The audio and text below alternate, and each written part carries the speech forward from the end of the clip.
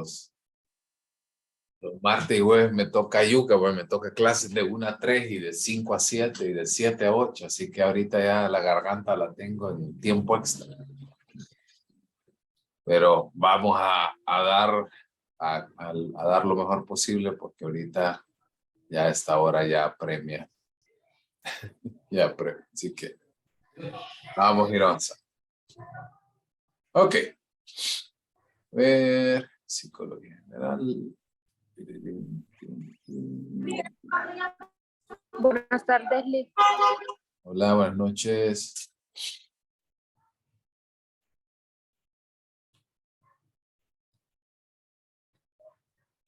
Regálame un segundito para poder pasarle ya la lista de asistencia.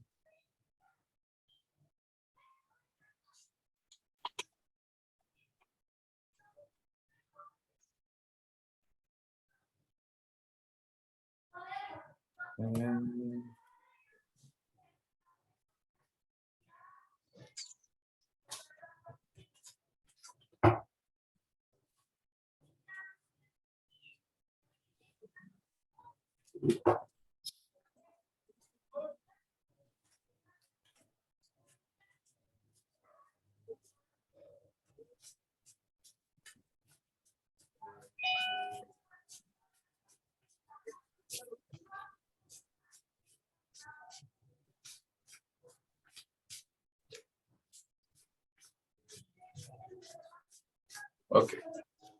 Les mando el enlace para que vayan firmándolo su asistencia el día de hoy. Y vamos a iniciar con la clase del día de hoy. Hoy estamos empezando la unidad número 1. Por lo cual vamos a empezar a hablar del capítulo número 1 de nuestro texto base. Vamos a compartir pantalla y nada más me confirman que ya están viendo. ¿Sí? Ok, voy a apagar mi cámara y ustedes también la pueden apagar sin ningún problema, pero espero participar. Okay.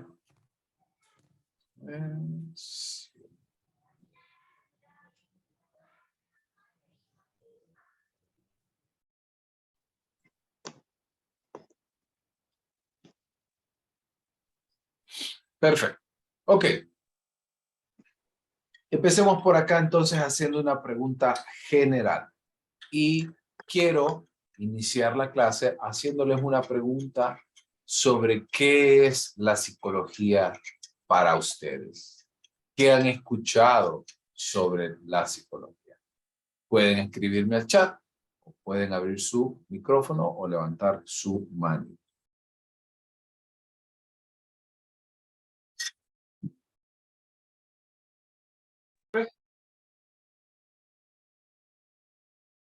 Y si no, yo por aquí, dedocráticamente, ahí voy dirigiéndolo. A ver.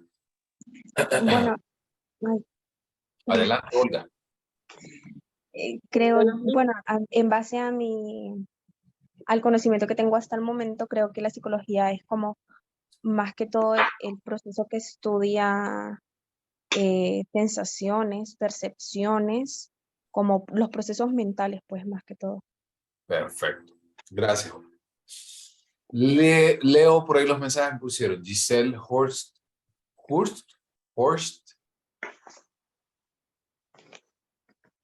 ¿Cómo lo pronuncio? Hurst. Okay. Y en el caso de Giselle Hurst, coloca que es la ciencia que estudia el comportamiento humano. Nancy Estrada estudia la mente humana. Kenia estudia el comportamiento de la mente. Johanna Ordóñez, ciencia que estudia la mente humana desde muchas perspectivas, así como el comportamiento humano. Alberto Alvarenga, ciencia que estudia los comportamientos. Y quiero contarles que realmente llegar a una conclusión, llegar a un concepto que satisfaga a todas las personas realmente es muy difícil. Realmente el tratar de definir la psicología como un concepto es una tarea bastante compleja. Sin embargo, nuestros autores realmente tienen una definición bastante buena y que la mayoría, tanto de profesionales como de el público en general, tienden a aceptar. Y la psicología la definen, según nuestros autores, es una amplia disciplina que busca describir y explicar cada aspecto del pensamiento, sentimientos, percepciones y acciones humanas. Eso quiere decir, esta conceptualización engloba todo lo que ustedes pusieron en el chat y lo que hablaba también por ahí Olga. Habla acerca de la mente, del comportamiento, la conducta, aquello visible, aquello no visible. Y la psicología es una de las, sin temor a equivocarme, es la carrera que tiene mayor cantidad de ramificaciones en distintas áreas del conocimiento de la psicología. Incluso por ahí vamos a ver en la las divisiones de la APA es la Asociación Americana de Psicología, tiene específicamente 54 divisiones distintas de psicología, desde psicología, las clásicas como psicología clínica, experimental, organizacional, social, escolar, hasta las más extrañas como militar, cultural, parapsicología, entre otras cosas. Así que es una ciencia sumamente amplia, pero que por lo menos este concepto nos da a todos como una base en común. Annie nos comenta que es una ciencia que estudia la conducta y las actitudes del ser humano. Y esto también es correcto. Voy a mencionarles algunos de los campos de la psicología que son de los más frecuentes o de los más utilizados en nuestra actualidad. Casi todos los que nosotros vamos a ver por acá, los que les voy a exponer, están y los vamos a contemplar por lo menos de manera ligera en la clase. Por ejemplo, la psicología del desarrollo, que se enfoca mucho en los aspectos relacionados con el crecimiento humano, el embarazo, todo el proceso de gestación, los primeros años de vida, los cambios a nivel físico, a nivel cultural, a nivel emocional, muscular, entre otras cosas. La neurociencia y la psicología fisiológica trata de explicar cómo cada uno de los distintos componentes en nuestro cuerpo funciona. Por ejemplo, cómo funcionan las hormonas, los neurotransmisores, vamos a ver las células y cada uno de ellos. Solo vamos a ver en bases biológicas de la conducta. La psicología experimental, cuando hablemos del aprendizaje y veamos experimentos de Wilhelm Wundt, de Pavlov, de Burrus Frederick Skinner, que son algunos de los autores más importantes en la aplicación de experimentos en la psicología. O la psicología de la personalidad, que trata de explicar cómo los rasgos de un individuo pueden llegar a intervenir en distintos momentos de su vida. La psicología clínica y consejería, que está muy asociada al cambio de comportamientos y conductas en el sentido de las personas que pueden generar algunas dificultades en su diario vivir, de repente algunas personas que pueden mostrar ciertas dificultades sobre la forma en algunos trastornos o que puede presentar alguna sintomatología asociada con este tema. La psicología social, que trata de estudiar las masas, trata de estudiar cómo las personas pueden o cómo interactúan en grupos. Y la psicología industrial y organizacional es una carrera que se enfoca sobre todo en mejorar la productividad de los individuos en organizaciones. Así que, así como estas que les acabo de explicar, hay muchísimas otras áreas. Hay psicología del deporte que trata de medir ciertos estratos en competición deportiva y cómo ayudarle al atleta a mejorar su rendimiento desde un aspecto psicológico. La psicología forense, que trata de realizar evaluaciones posteriores a que ocurra un hecho, o la psicología del arte, psicología del color, psicología del marketing. Hay indiscutiblemente una cantidad de información y una cantidad de temas que realmente sería difícil poder llegar a una conclusión que satisfaga a todos. Solo regálenme un segundo porque quiero revisar.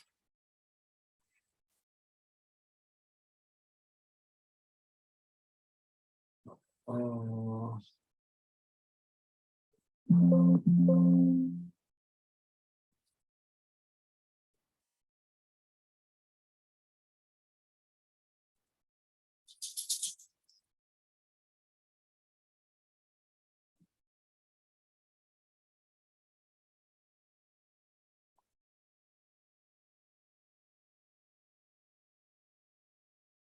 Okay.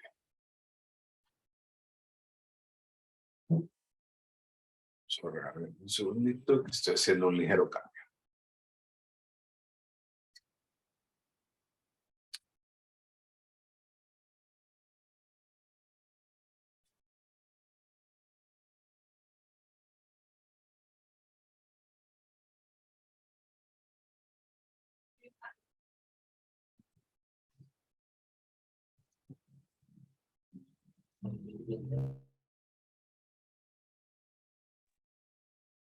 Ok. Ahora, en el caso de los temas de interés para la psicología, y estos son denominados como los temas de interés permanente, son 5 temas que son sumamente difíciles de poder determinar. Son como, yo les denomino como esos momentos en los cuales se discute si fue primero el huevo o la gallina. Parece sumamente jocosa esta comparación, sin embargo es algo muy cierto. Y se lo voy a ir ejemplificando de a poco. Voy a empezar por el segundo tema porque es uno de los temas más importantes. A ver, pregunta. ¿Alguno de ustedes tiene algún familiar diabético o alguna enfermedad genética, que genética lo pongo entre comillas, que puede ser heredada? Sí, yo tengo, licenciado.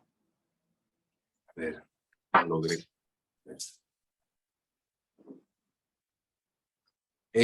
Ani, perdón. Sí. Ani, ok. Ani, pregunta. Y esta situación con respecto a sus familiares que tienen enfermedades, ¿usted cree que esa enfermedad es transmisible? O sea, que se pasa de con una carga genética o que usted puede desarrollar. O sea, que está atada por el destino a la genética o que tiene algo que decir al respecto. Fíjese que cuando la enfermedad de diabetes, cuando vamos al médico, porque mi madre padeció de diabetes, entonces me pasa a mí esto, que cuando yo voy al médico porque estoy enferma, el médico pienso que la primera pregunta, o siento que es la primera pregunta que dice, ¿hay personas diabéticas en su familia? Entonces, es como automáticamente uno contesta sí, entonces él automáticamente contesta, ahí está. Ahí está. Entonces, pienso que los médicos ya están como, eso viene ya, ¿verdad? Por herencia. Casi como Sin que embargo, sí, ya le dicen, ok, si su madre fue diabética, usted es diabética, ¿verdad? Eso es lo que le dicen los médicos. Sin embargo, creo que puede ser puede no tener que ver, ¿verdad? Creo que puede activarse según los cuidados de cada persona, según la alimentación y otros factores. Muy bien. Eso quiere decir de que usted tiene control sobre lo que se le está, que en muchas ocasiones las personas dicen que usted no tiene control sobre nada. Gracias, Ani, por poner su ejemplo. Okay. Ernesto, adelante. Veo la manito levantada. Y Melion por ahí dice que tiene varios familiares también. Hola, buenas noches, Ley, ¿cómo estás? Fíjate que en mi caso yo trabajo con muchos pacientes que son diabéticos, personas que tienen o que son también glaucoma, que es una enfermedad en los ojos, y en algunos casos sí es hereditario, pero en algunos casos los pacientes toman muy a pecho el hecho de que sea hereditario. El caso de que llegan a desarrollar como un trastorno, que piensan que sí van a desarrollarlo con el tiempo, tienen como el miedo, la psicosis, y en algunos casos hay pacientes que se terminan enfermando de otras cosas y ni precisamente sea de eso, ¿verdad? Bueno, este es mi caso. Perfecto, gracias, Ernesto. Y vean, esa es una discusión que realmente no creo que nunca se llegue a una conclusión en la que todos estén de acuerdo. De acuerdo. Porque algunos van a decir que no, que la carga genética, a este caso me refiero a la naturaleza, tiene más peso en la transmisión de enfermedades que la crianza o las prácticas. Entonces, esos son temas que son muy difíciles de tratar de llegar a una conclusión que satisfaga a todos los involucrados. Y por eso siempre van a ser temas de interés permanente para la psicología, porque va a tratar de establecer siempre un contacto entre los aspectos más importantes y generalmente lo coloca como una bifurcación, como A o B, por ejemplo, como naturaleza o crianza. Hay muchas personas, vale, no sé, yo les voy a ir poniendo y se van a ir dando cuenta a lo largo de toda la clase. Yo les pongo muchos ejemplos de series en Netflix, de series en Amazon Prime y ese tipo de cosas. No sé si ustedes han visto una serie que se llama Soy Asesino. Es como una miniserie de varios episodios. No son consecutivos, sino que son como episodios aislados. O sea, usted puede ver el 1, puede ver el 7, puede ver el 20 y no hay ningún problema. Igual le va a entender. ¿Alguien lo ha visto alguna vez? Yo no lo he visto. ¿No? Si no la han visto, se la recomiendo. En Netflix la pueden encontrar. Y entonces hablan muchos acerca de que hay personas que como que ya nacieran con ese, entre comillas, con ese gen de la maldad. Pero hay un montón de teóricos que defienden más que la crianza importa más en individuos que sufren de abuso, de violencia, entre otras cosas. Más allá de que su padre haya tenido, padre o madre, le haya heredado, entre comillas, este tipo de conductas.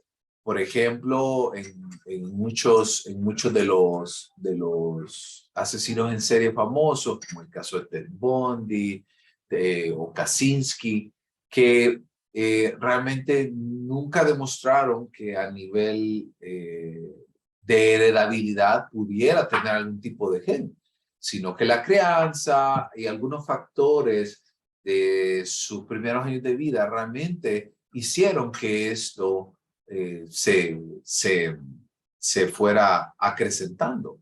Hay una serie muy buena que se llama El payaso del mal, creo, algo así, que es la historia de John Wayne Gacy, que también habla, que es un asesino en serie, que se le descubrieron como 40 cuerpos en su casa de habitación. Entonces, Lo interesante de este tema es que siempre van a ser temas que van a tratar de establecer como una rúbrica de qué pesa más. Y la respuesta, realmente nosotros nunca vamos a tener una respuesta fehaciente. Porque si nos vamos al primer tema, que es persona o situación, si las personas cambian a través de las situaciones o si son permanentes a través del tiempo o la estabilidad del cambio. Porque hay personas que dicen que la personalidad nunca cambia, que siempre va a ser así. ¿Eduardo? Sí, no, Lick, pero con respecto no sé si mi aporte será, bueno, acertado, ¿verdad? Pero con respecto a las enfermedades, creo que, por ejemplo, el diabetes, la diabetes es algo que se puede controlar, que tal vez podemos tener en la genética, pero se puede controlar y ese aspecto sí es como, no se puede alegar o no se puede decir que no, porque sí está comprobado de que sí se puede controlar, pero hay otras enfermedades genéticas, por ejemplo, en mi familia muchas veces nosotros tenemos, se llama esa enfermedad anemia drepanocítica. Entonces yo sé de que si el día de mañana yo tengo hijos, sé que o el 50% me salen con esa enfermedad o el 50% me puede salir sin esa enfermedad. Entonces ya esa ya es genética, como usted estaba diciendo. Pero si otros tipos de enfermedades que se pueden controlar, entonces más que todo depende del tipo de enfermedad, el licenciado, no depende de si es genético. Exactamente. Gracias, Eduardo. Rosana, adelante. Bueno, yo, por ejemplo, mi familia, bueno, mi papá, siempre, él es un poco gordito y siempre le han dicho de que ha de serle diabetes, pero siempre se hace el examen y nunca le sale la diabetes. Bueno, ahora mi hermana mayor sí le detectaron diabetes y en la familia, tanto como de mi papá como de mi mamá, nunca han tenido diabetes. Solo hay entes a veces no puede ser genético, digo yo. Eso O va sea, mucho con el estilo de vida. exacto. Gracias, Eduardo. Incluso, gracias, Rosana, porque, miren, todas las enfermedades tienen un componente genético, ¿ok? Pero, para darles la explicación, pero realmente el que nosotros tengamos esa carga genética no nos condena a desarrollar la enfermedad. Todos tenemos estos genes. Por ejemplo, se ha detectado que el gen del Alzheimer, que es el APOE 4, se llama APOE 4, todos lo tenemos, pero hay algunas personas que la desarrollan y otras no. ¿Y de qué depende que lo desarrollemos o no? Lo que mencionaba Eduardo, las decisiones en nuestro estilo de vida. Vaya, por ejemplo, va a ver usted más adelante, cuando veamos en bases biológicas de la conducta, que en muchas ocasiones la medicina tradicional no evalúa de la mejor manera, porque vaya, generalmente el examen que se hace para detectar diabetes es el de glucosa en sangre. Y usted probablemente puede tener la glucosa en sangre dentro de los valores normales, pero lo que no le dice ese valor es si su páncreas está funcionando demasiado fuerte para producir insulina demasiado alta para mantener su glucosa en ese nivel. Entonces, no es solo el de glucosa en sangre, sino que también debería explorarse el de insulina en sangre. Entonces, hay un montón de temas que ahí vamos a ir observando, porque estos temas, como decía, son sumamente importantes que lo entendamos. Y sobre todo, quiero con estos 5 temas, persona, situación, naturaleza, crianza, estabilidad, cambio, diversidad, universalidad y mente-cuerpo, que ustedes abran su mente, abran su cabeza hacia nuevas ideas, nuevas maneras de ver las cosas. ¿Vamos bien hasta acá? ¿Dudas? Sí. Sí. Perfecto. Ahora, no voy a entrar tanto a la historia de la psicología, sino que les voy a dar como un pincelazo rápido. Al igual que la mayoría de las ciencias, la psicología se desglosa de la filosofía. Para todos los que están llevando filosofía o ya llevaron filosofía, pues entienden que es el estudio del alma, del ser, de aquello intangible, de aquello no palpable. Así que vamos a encontrarnos con que la filosofía es la raíz o la base de muchas ciencias en la actualidad. La psicología no es su excepción. Pero uno de los hitos importantes que empezó a marcar la diferencia y donde se empieza a divorciar la psicología de la filosofía es en el establecimiento del método científico como base para el estudio de esta ciencia. El caso del método científico, porque esto creo que ustedes lo vieron en el colegio, el método científico es aquel que se basa en recolectar información, observar de manera cuidadosa, someter hipótesis y luego comprobar los resultados. Por ejemplo, no quiero que cuando ustedes piensen en hipótesis, piensen en una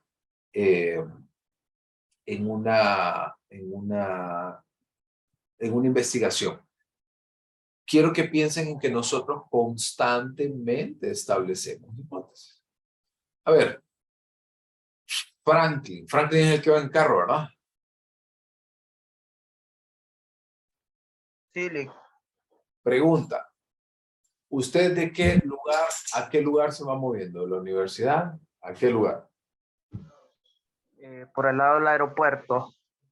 Ok, y usted dice, a ver, son las 7 de la noche.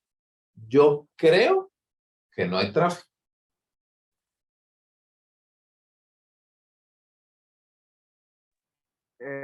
Sí, a veces lo pienso así, de que uno quizás, como dicen, tenga suerte y no encuentre tráfico, pero creo que es algo imposible. ¿Y por qué dice eso? ¿Basado en qué? Puede ser de que, no sé, que hayan salido temprano algunos, o no sé, es que pueden surgir varias hipótesis en decir que salga la gente temprano o que algunos tomen otra ruta, no la misma que yo llevo. Como quien dice, para buscar menos tráfico, me voy a ir por aquí y quizás varios tengan ese mismo pensamiento y se logren ir por el mismo lado.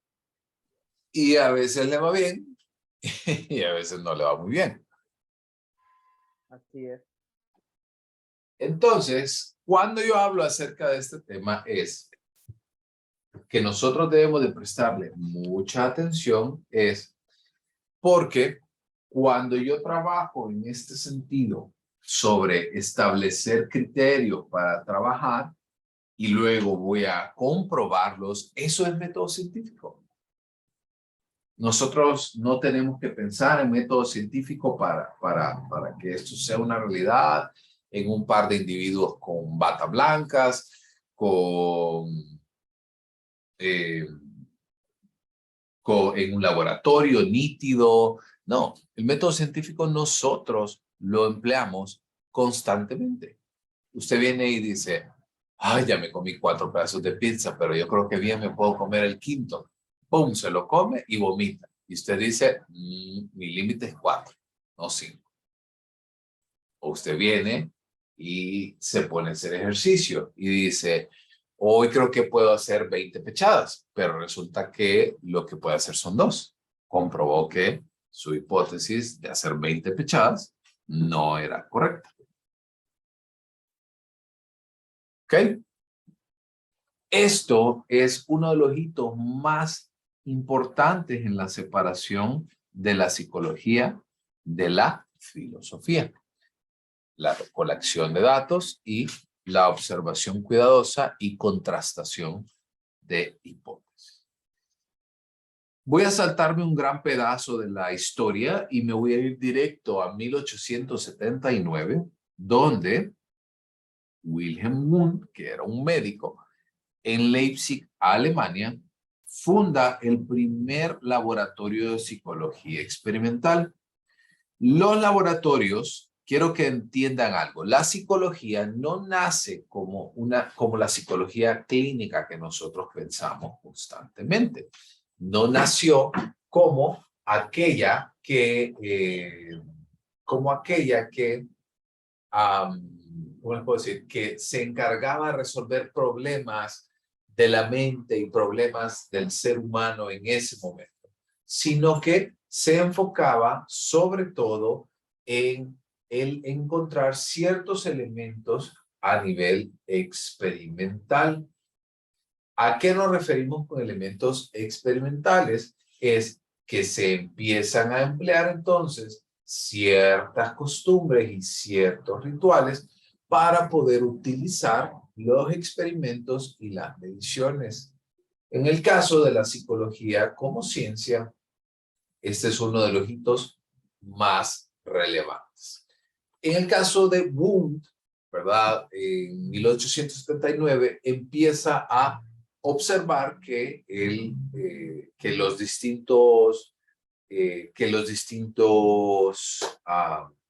resultados, experimentos, posteriormente se podían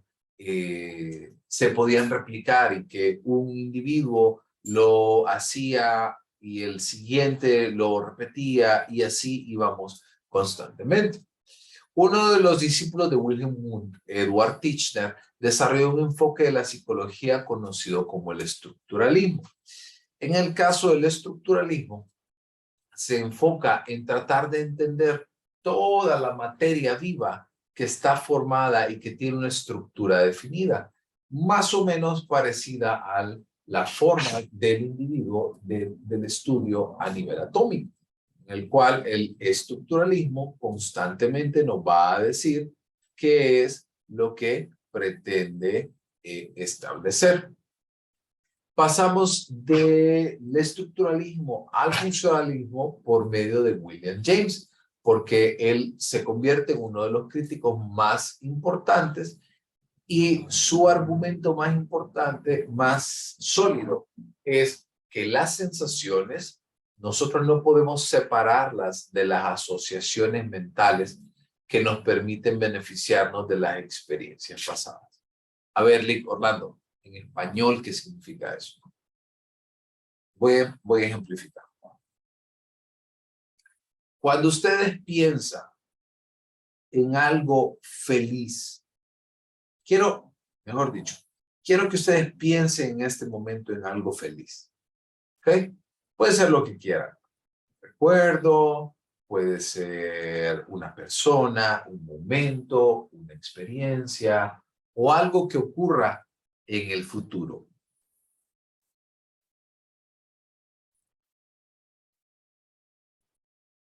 Si alguien quiere compartirlo, me puede decir qué imaginó.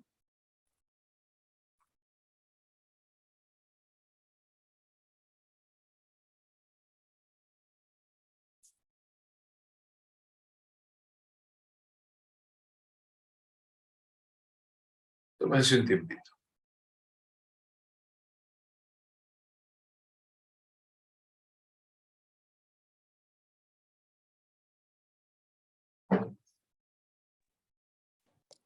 Lick, Adelante.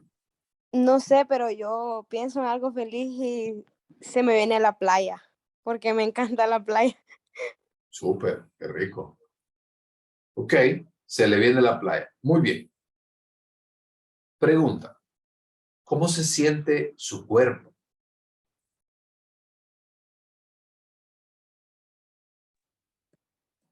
Es como alegría, como paz. ¿Y a su cara qué le pasa? Pues muestra emoción. Sonríe, ¿no? Sí, Sonríe.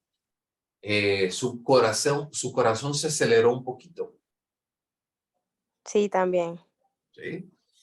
Empieza a sentir como una sensación de, ay, como quisiera estar de ahí, Sí, sí. de expectativa. Entonces, William James planteaba que el funcionalismo es que nosotros no podemos separar nuestras propias asociaciones mentales de las emociones y sensaciones. nosotros necesitamos sentirlas para tratar entonces de sacar el máximo provecho. Por ende, el estructuralismo no lo miraba de esa forma, sino que lo miraba como de una forma muy separatista. Y el funcionalismo no puede separar las emociones de las distintas situaciones que nosotros enfrentamos. Otro de los exponentes importantes de la psicología es Sigmund Freud, que yo creo que por aquí sí es un poquito más conocido, sobre todo por la burda canción que hizo Arjona de Ayúdame Freud. Freud, en el caso, era un neurólogo que trató de estudiar algunos de los componentes relacionados con las enfermedades y la conexión que tenía en la aparición de enfermedades mentales y enfermedades físicas. Él es el padre del psicoanálisis o de la psicodinamia o psicología psicodinámica. Y a este autor en específico lo vamos a ver mucho más fuerte en la tercera unidad, así que no se estresen. Pero él hablaba mucho de estructuras de inconsciencia y sobre todo decía que algunos de los postulados importantes es que el libre albedrío, o sea, que las personas no son conscientes. La toma de decisiones no es consciente y sobre todo tienden a marcar algunas dificultades a través del tiempo. Adicionalmente de esto, en el caso de Freud plantea que nosotros estamos motivados por instintos e impulsos inconscientes. Algunos motivos e impulsos tienden a ser primitivos, como por ejemplo algunos relacionados con las emociones y los instintos más básicos, como el hambre, sueño, sexo, poder, agresión, entre otros. Y hay algunos impulsos que pueden llegar a ser reprimidos y esto va a causar ansiedad y estos impulsos son los que causan las enfermedades mentales. Incluso la teoría psicodinámica es una de las más importantes en el desarrollo de ciertas habilidades en términos de artísticos, o incluso hay algunos autores muy buenos que les recomiendo que hacen análisis. Incluso el foro de Maturana hace un análisis de corte psicodinámico sobre la pintura de Humberto Maturana sobre Hieronymus Bosch. ¿Eduardo? Sí, licenciado. Una pregunta nada más. Con respecto a este psicodinámico, en ese está basado más o menos el estudio de la cárcel. No sé si usted ha visto ese estudio, me imagino que sí, ¿verdad? Que es el de Stanford, que unos estudiantes a uno los pusieron como Carcelarios y otros y como a otros presos. como, sí. Sí. No específicamente de porque en el caso del estudio de Stanford, ese es un estudio bien interesante, tiene más que ver con conformidad social y con cómo se mueven los grupos sociales. Incluso hay algunos otros estudios interesantes, como los estudios de Milgram, que hablan acerca de que hay algunos autores que plantean que el ser humano es malo por naturaleza y que generalmente si se le da la oportunidad va a ir comportándose cada vez más mal. O sea, hay algunos temas por ahí interesantes. Hay un poquito, digamos, de psicoanálisis en este tema, porque en el caso de la psicodinamia, pues habla mucho de que el ser humano es innatamente malo, pero que más adelante la sociedad lo va tornando bueno. ¿Vamos bien? ¿Dudas?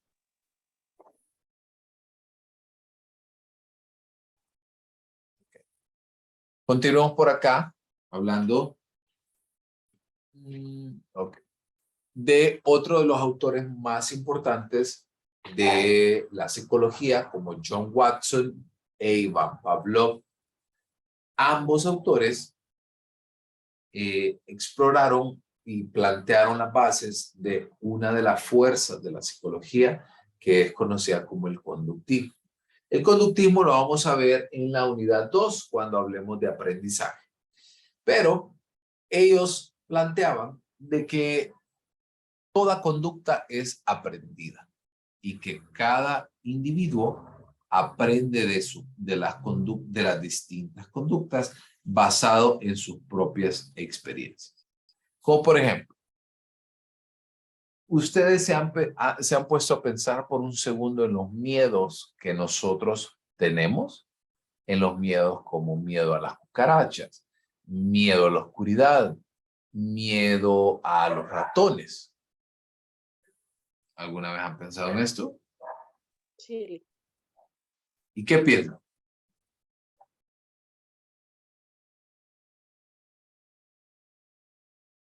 ¿Cómo adquirimos nosotros estos miedos?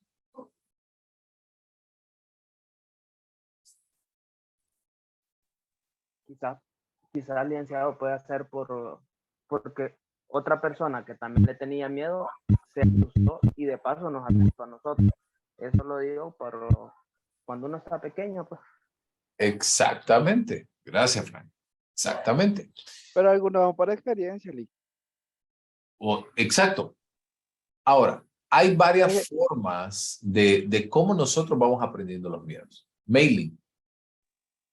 Sí, eso que dijo mi compañero tiene mucha razón porque mi sobrina tiene 2 años y ella me ha visto que yo le tengo miedo a los grillos y ella también le tiene miedo ahora. Exactamente. Gracias, Mailing. Incluso John Watson hizo uno de los estudios más interesantes sobre o sea, quiero hacer un breve paréntesis. Más interesantes, pero que se salieron de las normas de la ética, porque él indujo un miedo en un niño y bueno, pues eso ahora en la actualidad sería una abominación completa. Sin embargo, como les digo, pasó por ahí y es parte de la historia, pero el hecho de que él fuera capaz de poder hacer una asociación de un niño, un condicionar al niño a que tuviera miedo a un ratón y luego hacia cualquier otra cosa que se asemejara a este tipo de condiciones, realmente es algo bastante complejo. Pero el conductismo se basa en que la psicología debe estudiar todo aquello que es mensurable, todo aquello observable y todos los fenómenos que nosotros conocemos en la actualidad, miedo, trastornos, enfermedades, dificultades, prodigios, fortalezas, debilidades, todo es resultado del condicionamiento. Eso quiere decir de la habituación de los procesos. Y el individuo es una tabula rasa, o sea, es una tabla en blanco sobre la cual el condicionamiento va actuando. O sea, nosotros vamos creciendo y vamos entendiendo nuestro mundo y nuestras condiciones a través del condicionamiento. Estos dos autores abrieron paso para otro de los autores más importantes que se llama B.F. Skinner o Burrus Frederick Skinner, que se convirtió en uno de los líderes de la escuela conductista. Skinner, en el caso de Pavlov y Watson, se conoce como el condicionamiento clásico y Skinner se conoce como el condicionamiento operante, porque el condicionamiento operante es mucho más eficiente en la aparición de ciertos componentes de conductas, pero también en la extinción, o sea, en la desaparición. Y dentro de sus postulados más importantes, él considera algunos de los componentes como castigo, y yo creo que esto ya lo han escuchado un poquito, acerca del castigo, los reforzadores positivos, reforzadores negativos, y la tasa de respuestas. Esto es algo que vamos a ver también en el tema de aprendizaje. Y vemos esta última lámina para cerrar. Para formar la tercera de las corrientes más importantes de la psicología, nace la psicología cognitiva. Ya vimos la psicodinamia, que tiene que ver con los elementos inconscientes, instintivos y primitivos del individuo.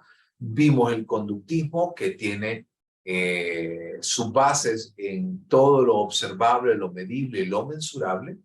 Y la psicología cognitiva, que va a estudiar los procesos mentales en sentido más amplio. Se va a concentrar en todo aquello que la gente percibe, interpreta, almacena y recupera información. La psicología cognitiva se basa no en lo que le pasa al individuo, sino en lo que el individuo piensa sobre lo que le pasa. Uno de los autores más importantes es Albert Ellis, y él plantea que realmente los problemas no son lo que nos causan aflicción a nosotros, sino lo que nosotros pensamos sobre los problemas. Piensen por un segundo. ¿Les ha pasado que ustedes están hablando con un amigo, con una amiga, y usted hace un comentario y de repente su amigo o amiga, si estaba con usted, se volvió un poquito más frío o fría y ya no quiso hablar, y de repente usted dijo, ¿será que dije algo malo? ¿Será que lo ofendí? ¿Será que se molestó? ¿Carmen?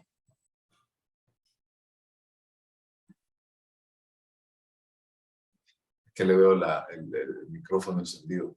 No. Ah, ok. Y empieza nuestro proceso, ¿verdad? ¿será que se enojó conmigo? ¿Será que fue muy imprudente lo que le dije? Y empezamos a pensar, cuando de repente su amigo simplemente lo que pasó fue que se aburrió.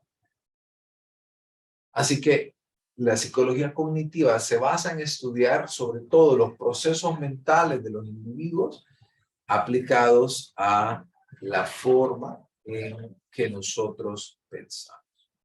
Y finalmente, otras dos corrientes importantes que vale la pena mencionar, que es la psicología de la Gestalt, que ustedes pueden observar esa imagen a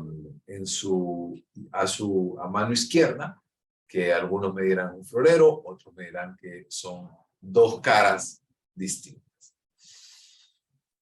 La psicología de la Gestalt se basa en enfatizar que cada uno de nosotros tiene la forma de ver las cosas de una manera muy distinta y va a depender de la experiencia de cada quien.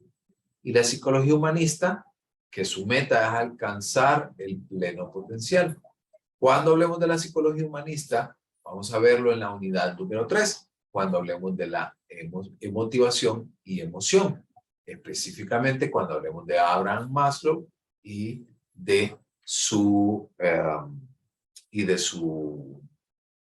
¿cómo se llama? De su pirámide de necesidades. ¿Ok?